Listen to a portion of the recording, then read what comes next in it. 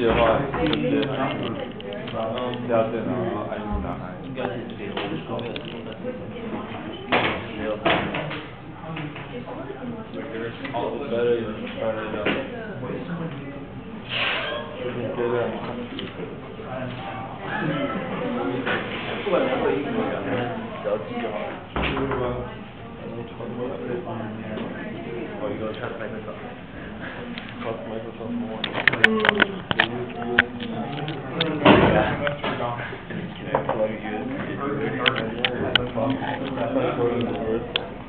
They're half there. Tablet. 你能录一集啊？这胖子叫我帮他录下来，他就来上课。乐视这么个胖子，对胖子，他就不来。哎，他是超会的，是这个。哦。他偶尔来，偶尔不来的那种。Like project or staff? 不看得起吗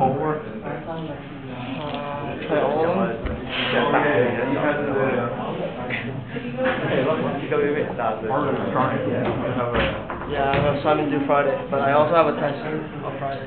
And I have assignment due tomorrow.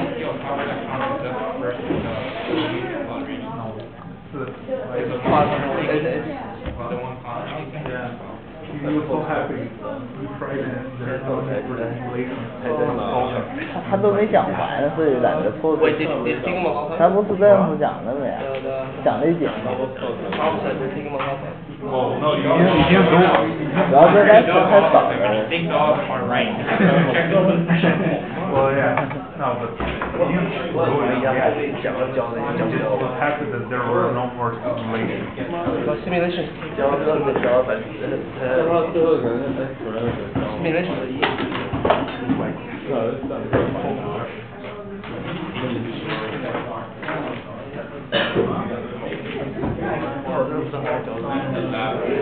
You guys want to live in the back?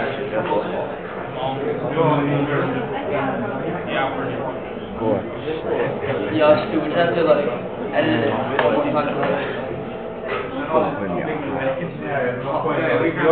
Everything is just we're like doing the old page. We are over. I think that 就后面赛的那种，叫你从就推那种的，一知道声音出来一到那种题，他声音出来，就真的要推那种，给你一推那个，他声音到的对，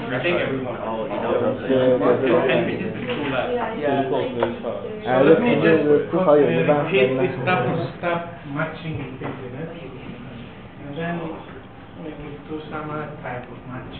So in the double stop matching, we have a fixed distance between the stops, and we want to find the length L1 and L2 of the two stops to achieve match.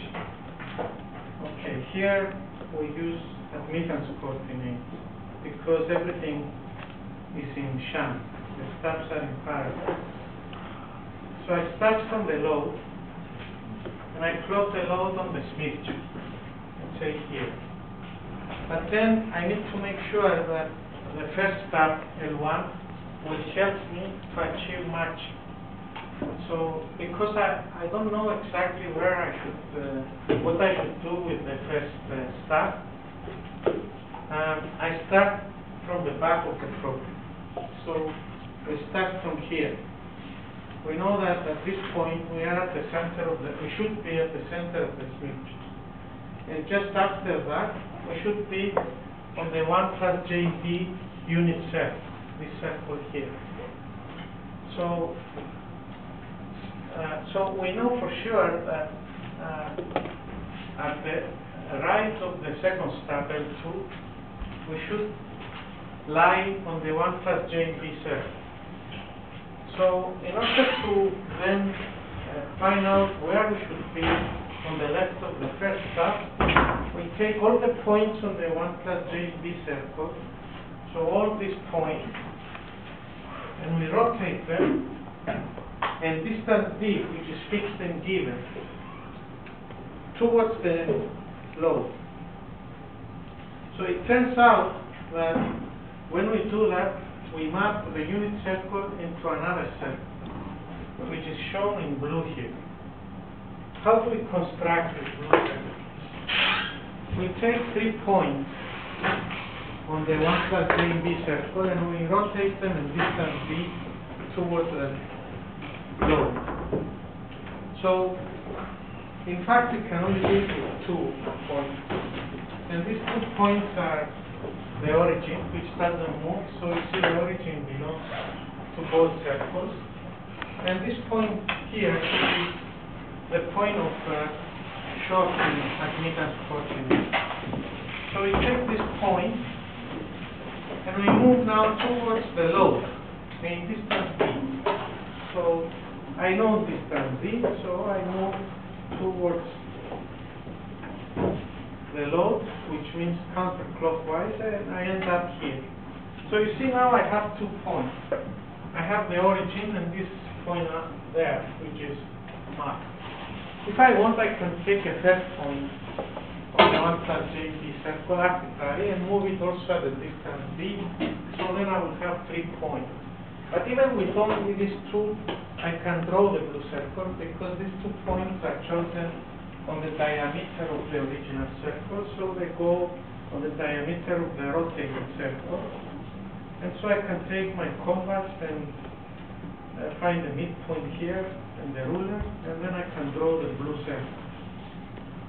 So now, it's nice that I have this blue circle, because it means that the first step, if I can get with the first step on the blue circle, it's guaranteed that when I move down the distance d towards the generator, I will end up on one point that lies on the 1 plus j b circle. So, and that's what we do. So we start from the load, and now we use the first step to get us on the blue circle. Why can I move on this circle now? What's this circle? Well, this is a circle where the conductance is constant. And this makes sense because JB1 is purely imaginary, so it will take me on this trajectory. So, in this example, I need to make the imaginary part of B larger to find this length. And so, this means that the first step should be capacity. So, and from, by recording what is B here and what is B there and take the difference, I can find what is B1, and from that I can determine what's the length L1. Alright, so in this way I can calculate L1. Then I am at that point, and I have to move now a distance d towards the generator. So in this example, this will be my constant VSWR circle, which is drawn by taking my compass at the origin and drawing a circle with this radius. And you know what, no surprising, if I move a distance d towards the generator, I will end up on a point that lies on the 1 plus j b circle, because that's how the blue circle was constructed. Okay, so now it's a simple single step tuning problem where we use the second step L2 to get us to the center of the switch. So in this case, again I increase B, which means I also need the second step to be capacitive both. So that's how I achieve matching with the, yes? Can I just go from Y1 to Y2? You do the VSWR circle, and then how do you know how far to go? Because this distance D is fixed. It's the distance D between the two, that separates the two steps. This is going to be Yeah, it's fixed. So you just went D. Yeah, fixed. Yes, it's fixed. And that's the nice thing about the double step tuning. You have fixed distance between the stars. But you can slide their length to make them larger or smaller. Okay, now as typically with these problems, there are two solutions. So let's see together what's the second solution. So we start from here, and we said that we can move with the first step on this constant conductance circle, this one here. But I can go up, but I can also go down, right? So if I go down now, it means that I use an inductive step, shorted, to get me down. Where should I stop? Well, I should intersect the blue circle. So I could arrive here at y1 prime. And now, again, I move in distance d from this point towards the generator. So I draw the constant VSWR circle, which is this one here in this case, and I move towards the generator at distance d, and guess what? I also end up at the 1 plus j b circle. This is by construction. So now again, I am here, and I use the first step, L2, to get me down to the center of the smidge. In this case, I will also, this is capacitive here, so I will need the shortest step to get me to that point. So the first solution corresponds to 2 open steps, the second one to 2 shorted steps.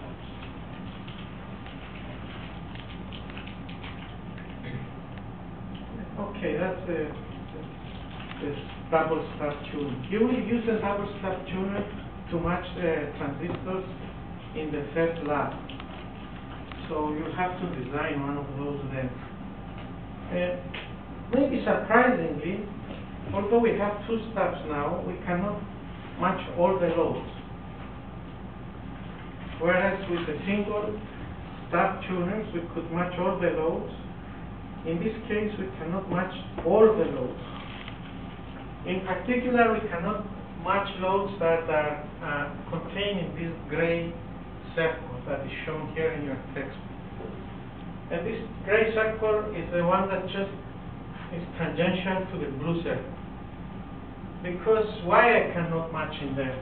Well, if I have a point here, for example, let's say, look what we did there. We used these constant G circles to intersect the blue circle.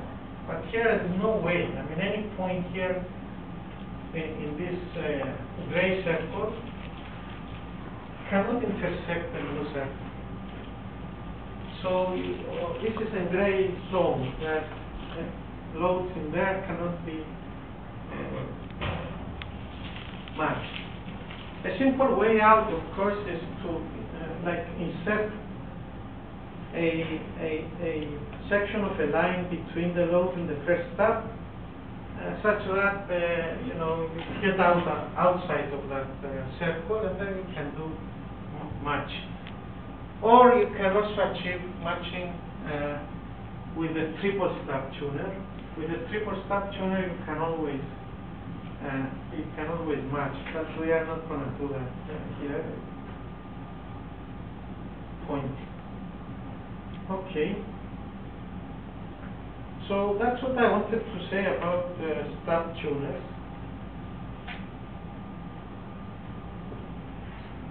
You want to ask me any questions about this double step tuner?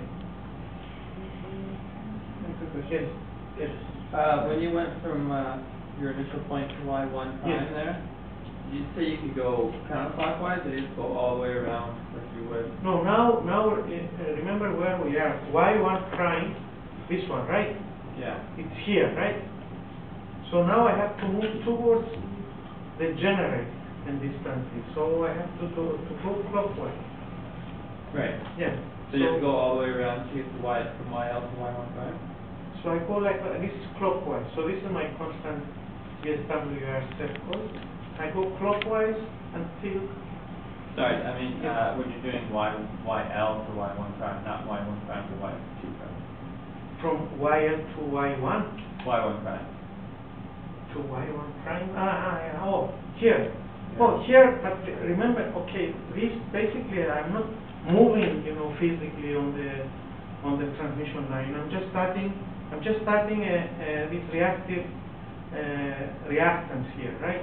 Yeah. So it's just going from this point to that point is essentially just crossing the first step.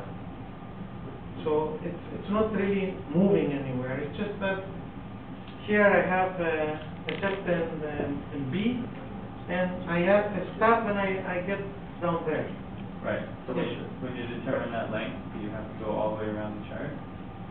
Oh, in order to determine that length? No, absolutely. You know that here I determine that this stop should be inductive, right? So I start from a shorted stop here, and I will go around clockwise until I find this value V1. So Okay. yes, if you want to do it on the Smith chart. Otherwise, maybe just read it and say open stop. So this B should be equal to Z0 tangent beta L. This is the reactance of a shorted stop. Is JZ0 tangent beta L, right? Right. Okay. Other questions? Are you reading the length of this EL comment? Are you reading the chart? That's what I just said. You said on Yeah, that's what I just said. So just find the B that you need, and you make it equal to tangent beta L. If you want, or you can do it on the exterior of the Smith chart. Other questions? All right, so I will now use the board to do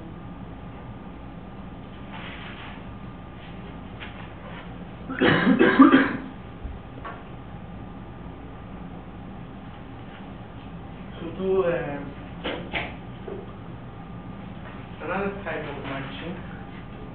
Let me see if I have some slides actually.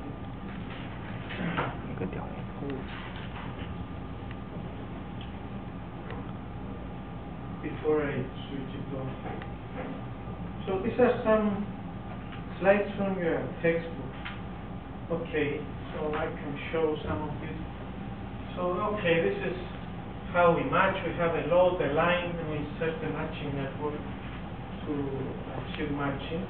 Yeah, that's what we are going to do now. So there is a simple way to match without steps. It's related, everything is related, but this is a nice way because it can be done with lambda elements. So at low frequencies, when I say low, below 3 gigahertz, so if you design an IC, it's better to use this type of matching. So you don't have any transmission lines here. You only have lambda elements. And so, I mean, basically you have like an arbitrary load, and we will find out that you can match any arbitrary load with just a series inductor or capacitor and a shunt inductor or capacitor, like that. So, very simple way of matching. This is called lambda element or L matching. And the L matching is not from a lambda element, it's because it looks like an L. I think so.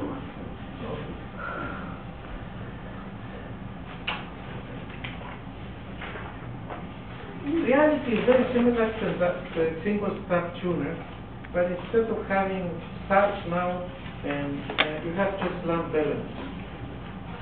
So, and you have two topologies. You see, you can either put the shunt element first, or put the series element first. And this, whether it's one or the other, depends on the real part of ZL. So ZL, it's a complex quantity. So it depends on RL. So if RL, in this example here, in this topology, RL less than Z0, and if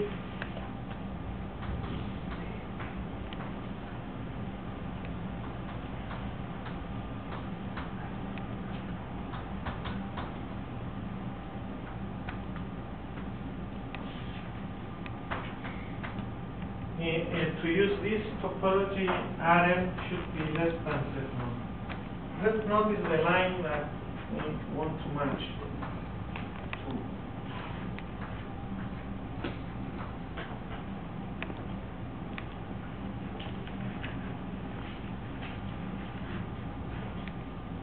Okay, so you see an example here that I will go through.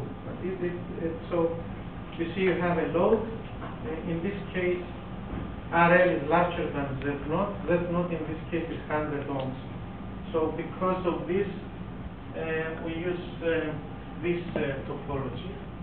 And then, as we will see, we can find a solution. There are two solutions typically in this type of problems. And either you have like a shunt inductor and a series capacitor, or a shunt capacitor and a series inductor. And with these two elements, you can achieve matching. And so you see the reflection coefficient is 0 at the design frequency, and you have some bandwidth,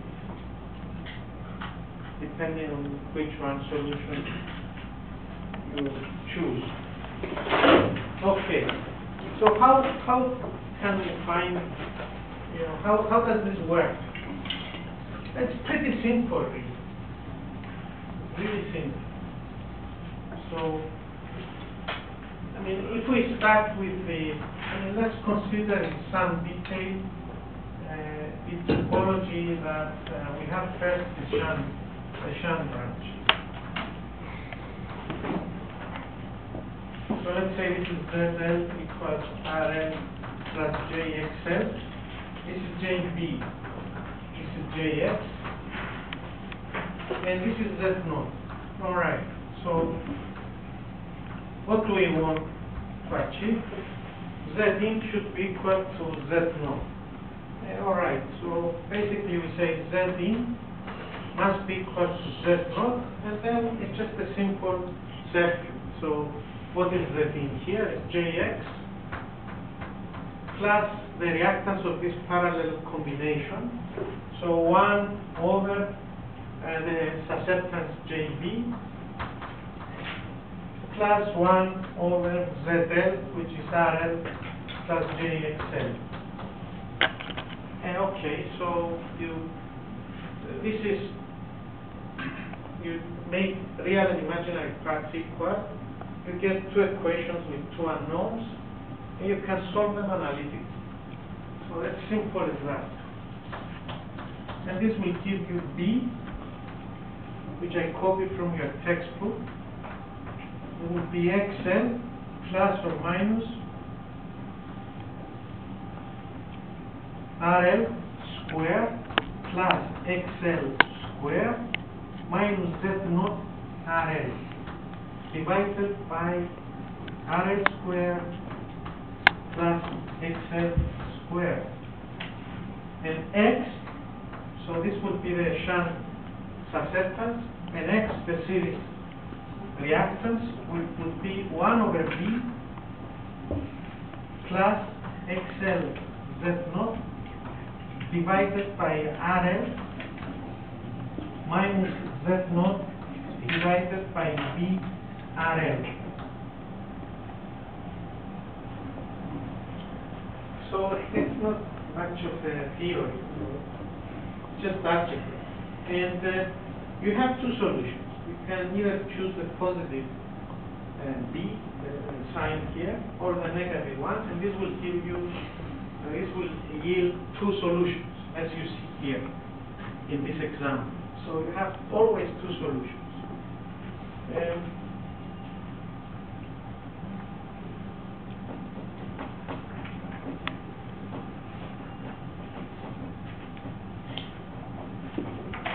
It's good to leave it here, so I will. So these are some equations from your textbook, okay? Just straight from your textbook. So I will also just write down the equations for the other case for completeness. So the other case, when RL is smaller than Z0, which means we are outside, the load is outside of the unit circle of the 1 plus JB unit circle. I have the other topology, Z0, JB, JX, and then my ZL.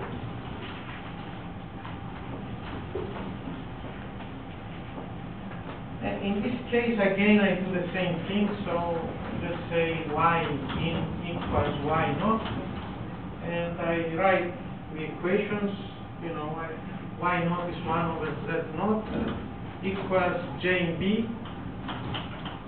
plus 1 over these two guys in series.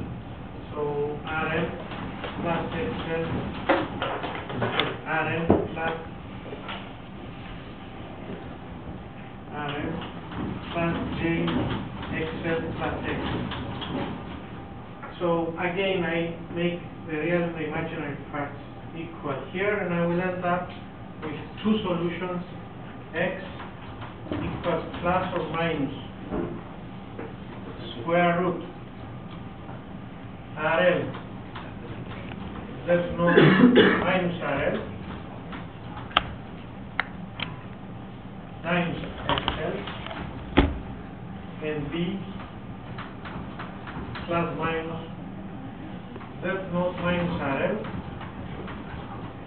divided by RL square root divided by Z naught.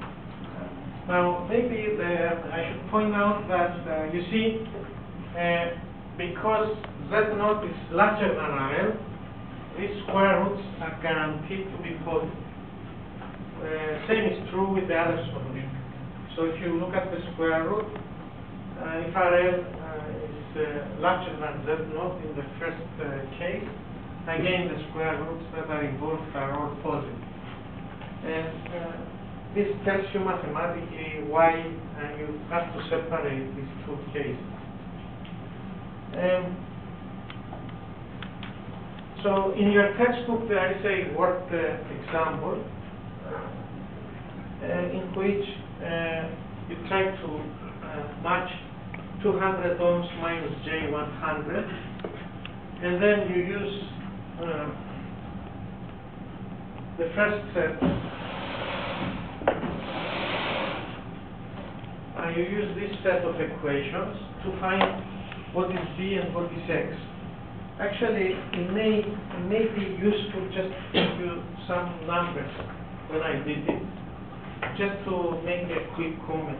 So, when you apply this formula in this example of ZL being 200 minus J 100, and Z naught I think is 100, you find that B can take two values, so as it should, plus minus. With the plus sign, you find 1.22 multiplied by 100. And with the negative sign, you find minus 8.16, 10 to the minus 3. Okay, so how are we going to interpret these quantities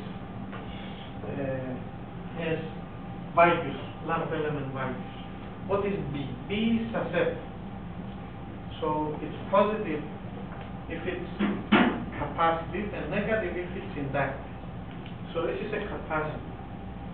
And to find the value of the capacitor, we should say this should be equal to omega c, right?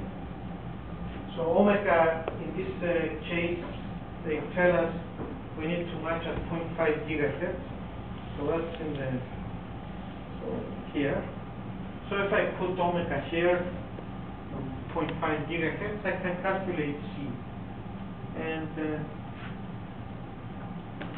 anyway, so this would be my first solution with the shunt capacitor, and it turns out to be 0.92 picofarad. With that, I would find X to be, so with that solution, I would find X to be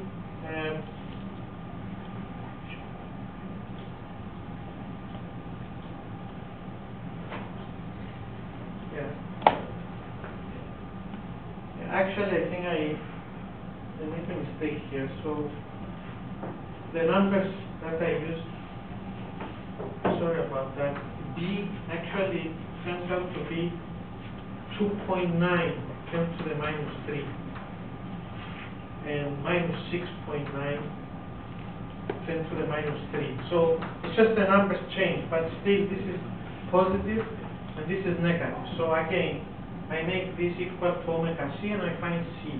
And it turns out to be 0.92 picofarad. For the positive solution, my X it's actually 1.22 multiplied by 100. And this is now, what is positive? X is inductive. So this should be equal to omega L. So I solve and I find L. And L, it turns out to be 38.8 nanohenry. Now with the negative solutions, so with this one, now this, I have to interpret it as an inductor. So I would say 6.9 10 to the minus 3 is 1 over omega L. So I would find L. So this would be my 46 nanohenry shunt inductor. And likewise, in this case, X would be negative. So it would be minus 8.6 10 to the minus 3 and negative X. So this should be equal to, so this 1 over omega C, and I can solve for C to find this guy here.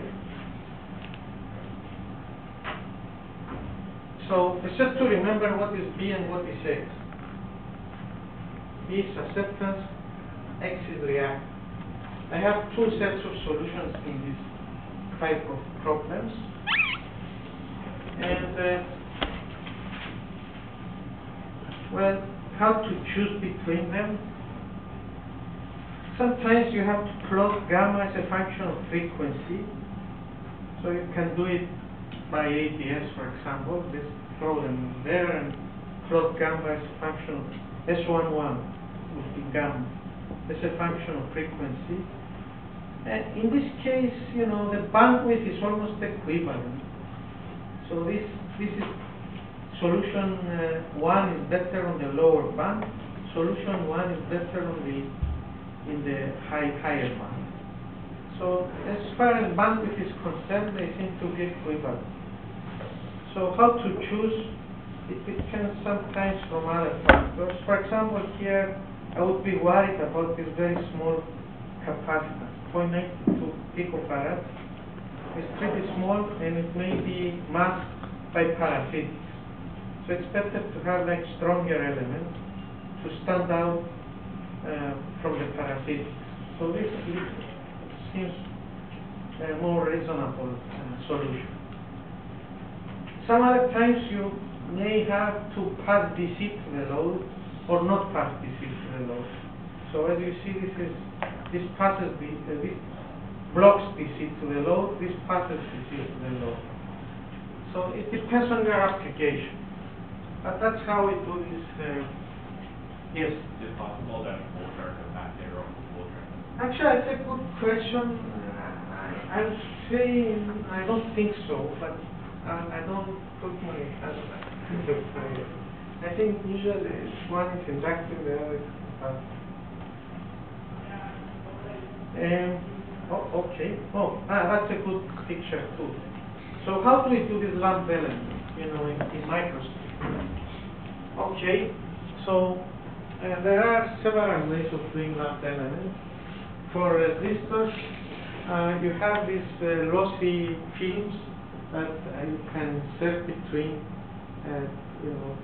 bottom and upper part of the microstrip line, and there is a film, usually it's nitrates that are lossy, and you can create resistors. Also, so this is in printed form, the first one. You can also buy these resistors in the form of a chip. So you can buy them in die, and you can solder on your board. So for capacitors, an easy way of doing it is with this so-called interdigital capacitor, where you have fingers, and you try to create some capacitance between these two fingers, sets of fingers, and you get some modest capacitance, 1 to 2 picofarads typically. So if you want more, I don't think you can get more than that with these interdigitated fingers. But it's kind of handy, right? Because it's just printed, you can just do it in printed form. Otherwise, this is better if you can do that. This is more, it's called MIM capacitor, metal insulator metal capacitor. It's just a parallel plate capacitor where you do it like that with some embedded dielectric that you can lay with fabrication techniques in the clean. And so this is, but you get more capacitance with that, obviously. Or you can buy cheap capacitors in the form of a die and solder. Inductors, you can do a loop, just a half loop, or a spiral. You see, the spirals are very popular. So it's just to it, typically are not round, actually, they're like squares. You can make them in printed form. So these are for ICs. They are used very much. These are used very much. But there are difficulties because, especially if you do them on silicon. Silicon is not a good microwave material, so you have to pay extra attention to get high quality, especially inductors in integrated circuit form. Okay, actually, I also I wanted to also show you another thing. I think this is not in your textbook, but there is a way to do this, to solve this type of problem with a Smith chart. In your textbook there is a method of doing it with a standard Smith chart, but really to do them quickly and easily, it's better to use this, I don't know if it shows.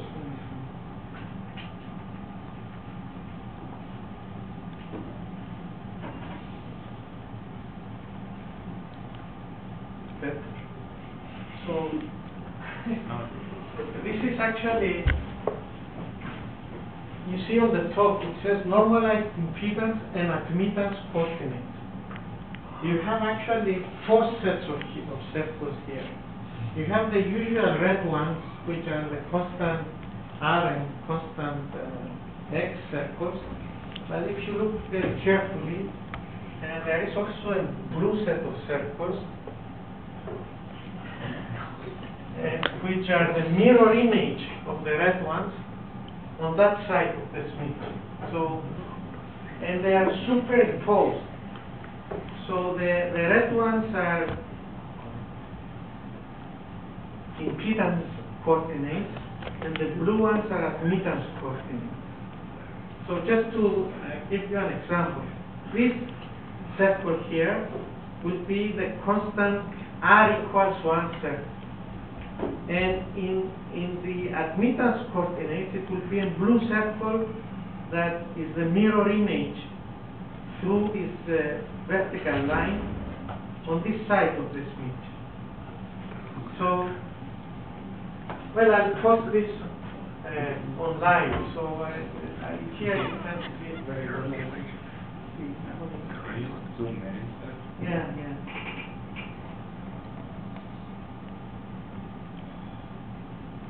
Yeah, you see, now it shows it.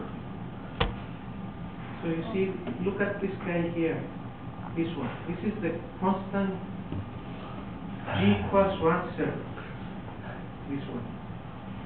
So you see there is a scale in blue scale, 1.4, 1.2, 1.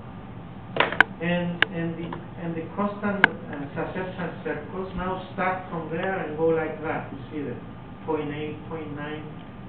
So with these two like impedance admittance coordinate charts, you can solve these annoying problems where you have the difficulty with these problems to do with the Smith chart is that you have shunt and series elements, right? So you have to move from admittance to impedance coordinates all the time. And you can do that. But that's how it's in your textbook. But it's kind of difficult to do it. Whereas with this impedance admittance Smith chart, if you get used to it, it's just you can do it very quickly. So I will show you how we do this example, the same example that is done with algebraically using this impedance admittance coordinate. So we have our load ZL is 200 minus J100. We normalize it. ZL I make it 2 minus J1. Z naught is 100 ohms. Okay, so I go and I place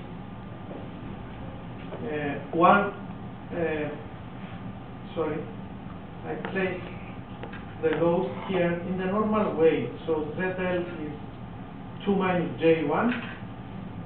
So if you put it here, it's ZL 2. So this is 2, right?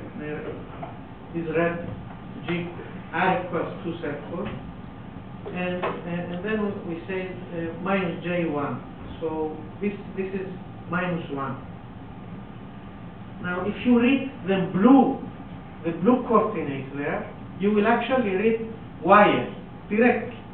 So you don't need to flip.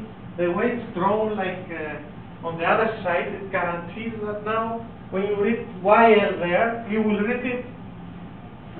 At that point, you don't need to flip the point, move it through the origin or anything like that.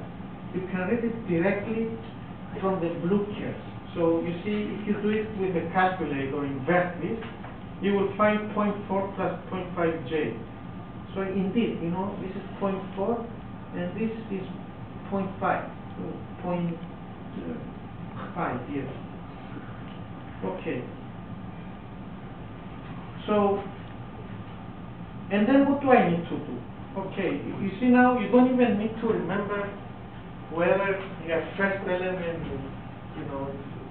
your R is larger than Z naught or anything. It just comes natural because I need to be on the in this topology here. I need to be here. I need to be rather here. I need to be on the R equals 1 circle.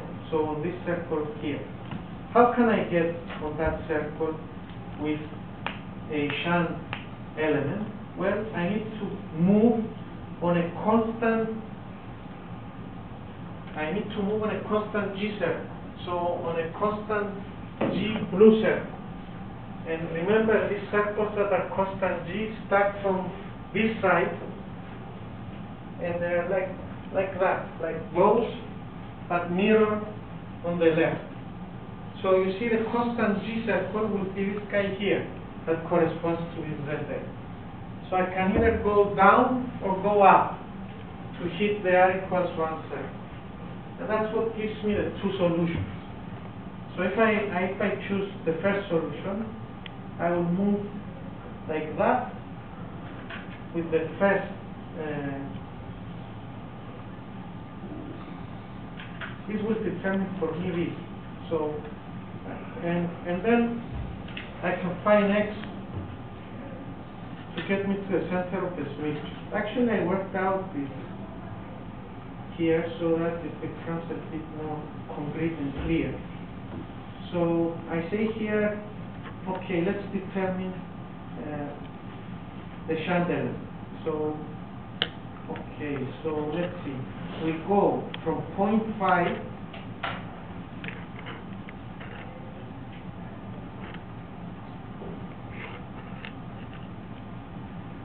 so go from here to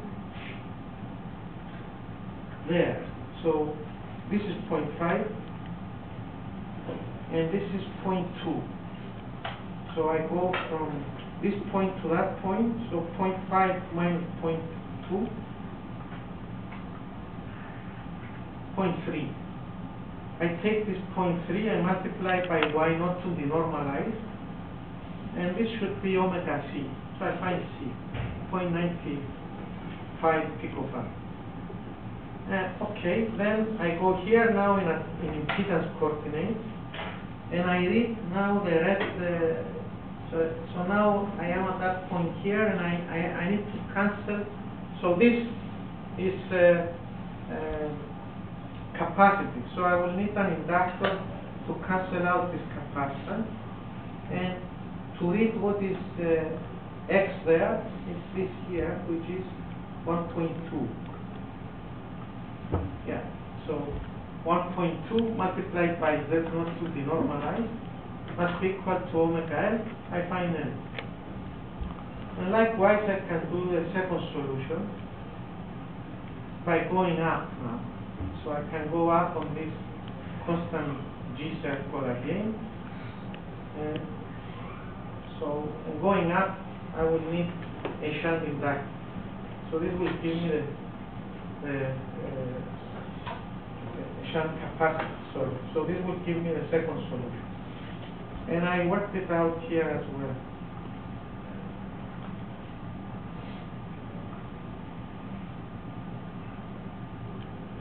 Anyway, I'm not gonna. Okay, don't worry. I'm not gonna give you a problem to solve like that in the midterm.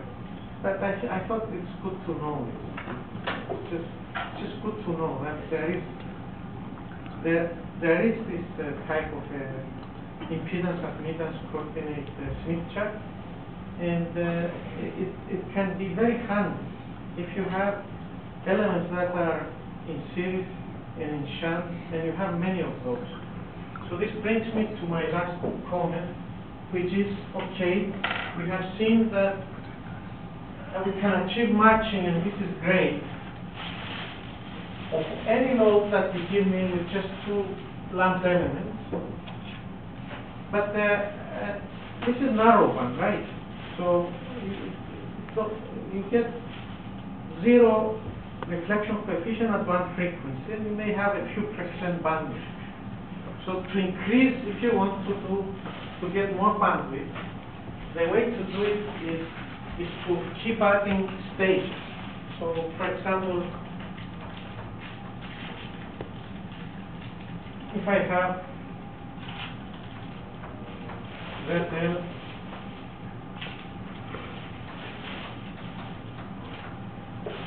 and JB, and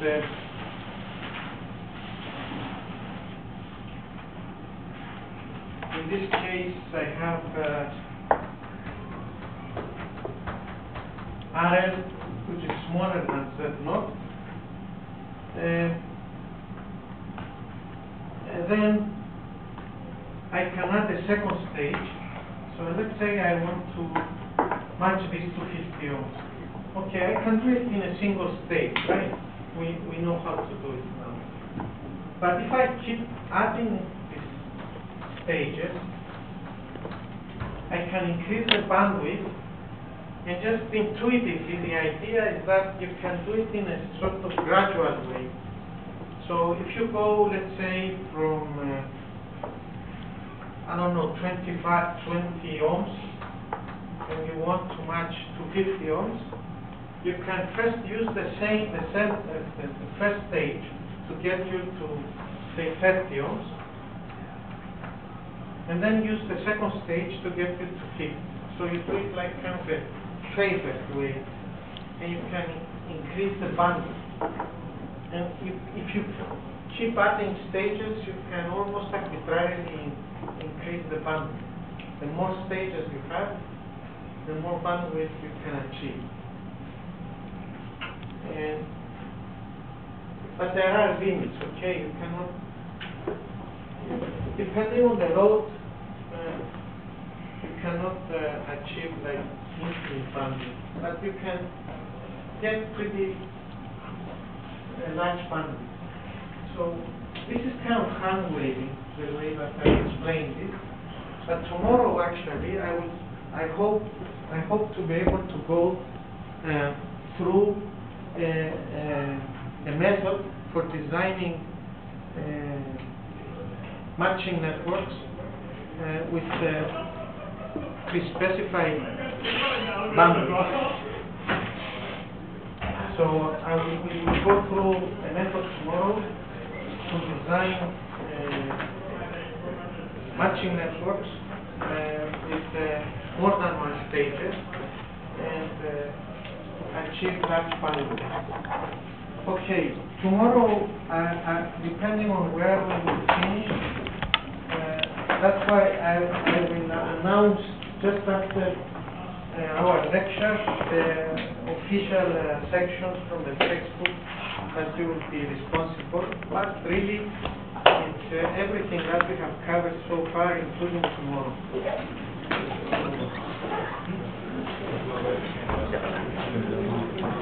Yes.完了，现在考要不然这么考。